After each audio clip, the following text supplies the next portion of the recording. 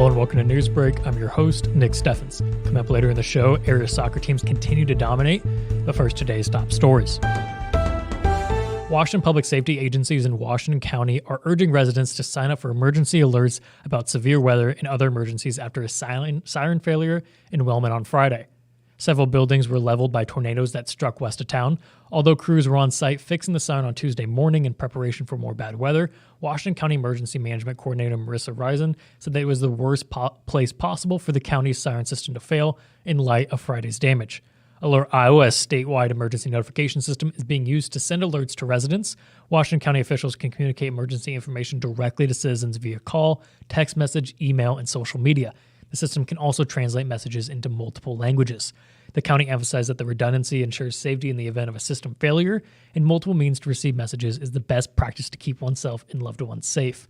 You can text Washington IA to 67283 or download the Smart 911 app from Apple or Google Play stores. Iowa state legislators met with the public to discuss a range of issues including transportation bills, legislation affecting LGBTQ individuals, and a proposed change to the auditor's investigative powers in Mount Pleasant. Senator Mark Lofgren commented on Senate File 547, which would ban all hands-on use of phones while driving, and said that it is likely to pass. The Senate passed the bill with a 47-3 vote. Lofgren, along with Senator Adrian Dickey and Representatives Taylor Collins and Jeff Shipley, discussed 4 transportation bills, including the hands-free driving bill, the elimination of front license plate, the regulation of window tint, and the use of speed cameras throughout the state. The legislators discussed the possibility of combining some of the bills to increase the likelihood of passing. The group also discussed Senate File 478, which would restrict the auditor's access to information. Collins stated that the state government committee clarified some things and plans to send the bill back to the Senate. Lastly, the group discussed legislation pertaining to the LGBTQ communities. Representative Shipley discussed the use of affirmative care, which some attendees argue can be necessary to provide a safe environment for transgender children. There were also arguments about whether parents or the state should make medical decisions for children. Washington County's ambulance department has lowered the cost of every service it provides after revisions were signed off by the county supervisors. The costs will remain higher than the Southeast Iowa EMS region, but some fees are now less than half of their former price.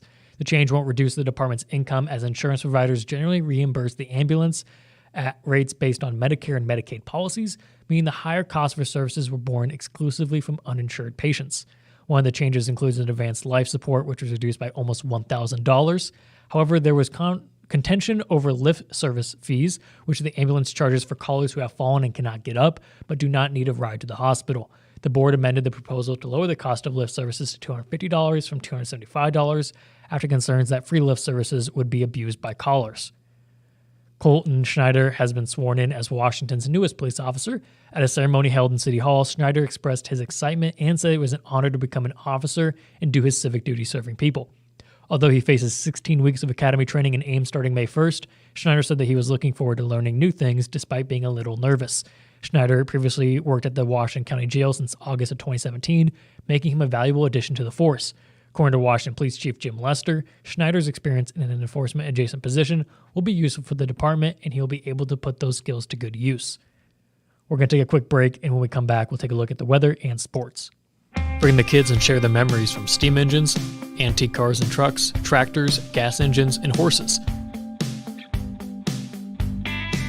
Maybe your memories are of great food from the North Village to the Log Village,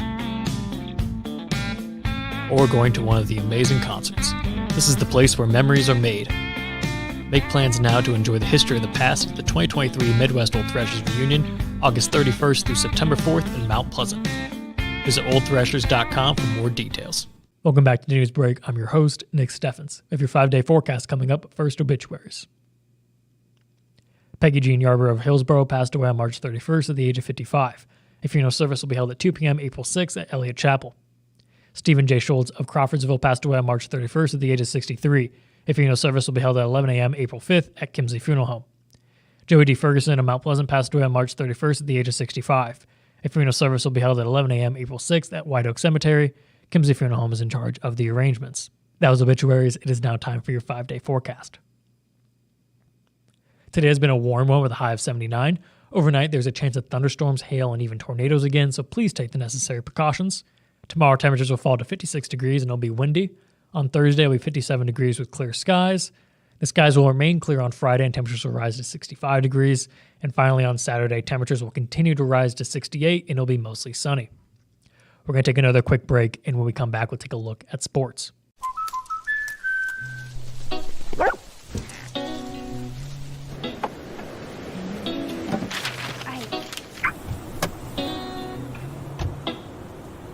Protection is important, especially when you're talking about your dreams, which is why we're going to keep you covered with plans that can save you up to 23% when you bundle your home and auto. That's protection.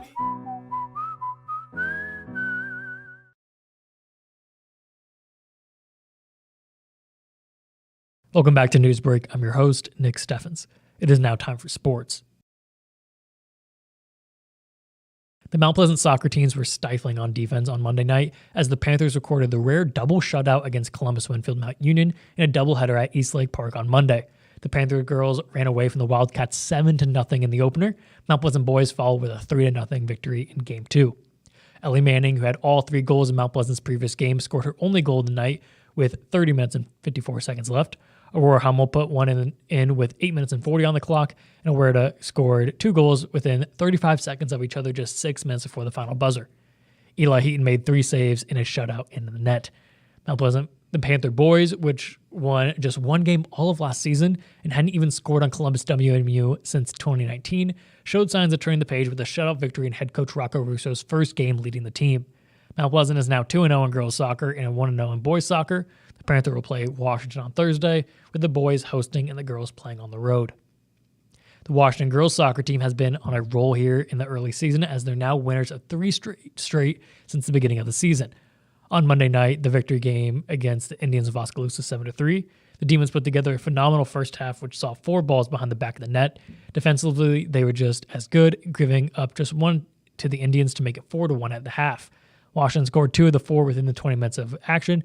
When Oskaloosa cut it to 1, the Demons added 2 more to create separation once again. From then on out, they never let off the gas. Washington midfielder Giselle Marcelino led the Demons in the win, finishing with 4 goals. Angeline Anderson and Ruby Woodhoff also scored as well. That is the news for Southeast Iowa. I've been your host, Nick Steffens. This has been your news break, and I'll see you next time.